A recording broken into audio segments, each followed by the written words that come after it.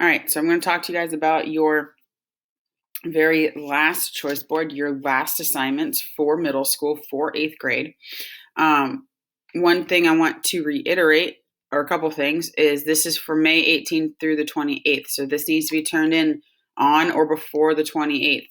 Okay, teachers will be getting grades and stuff submitted pretty much right after the 28th, 29th. So you need to make sure that stuff's in.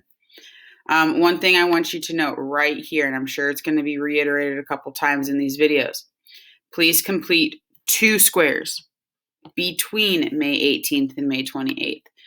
So your previous weeks, it's been complete 2 squares a week. So you would have had to complete 2 for the week of the 18th, 2 for the week of that has the 28th in it, the next week.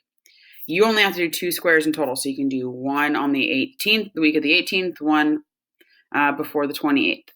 Or get them all done the week of the 18th. It's 2 squares, get it done, then you don't have to worry about it that last weekend. If there's anything that you haven't turned in, you can focus on getting that stuff in. So you only have to do 2 squares completely on this board. So I'm going to talk about this writing section, and it's going to be posting a couple of videos because I want to talk about these short stories kind of on their own. So this first one here is your 15-minute free write. You guys have done this, you know this. So set a timer for 15 minutes and sit there and write. In those 15 minutes, we expect about a paragraph, if not more. Okay, we've been getting 1 or 2 sentences here and there. That's not a 15-minute free write. It's like 15, 30 seconds maybe. So 15 minutes, sit down, write about whatever you want. Okay, if you need some ideas, we do have this link here. If you click on it, and it'll take you to this page, which I think some of you have been on, 180 journal writing prompts. This is honestly where we pull a lot of our journal writings from. So things like write about a day you'd like to forget, describe a real made-up dream or nightmare. What are some other good ones? 3 goals I've set for myself are, and maybe that's goals you've set, going into high school for next year, especially after going through this quarantine. What would you do if you could travel into the future? Or flip it, what could you do if you travel into the past? I know if I could travel into the past, I'd squash COVID-19 as quick as possible so that I could at least say goodbye to you guys.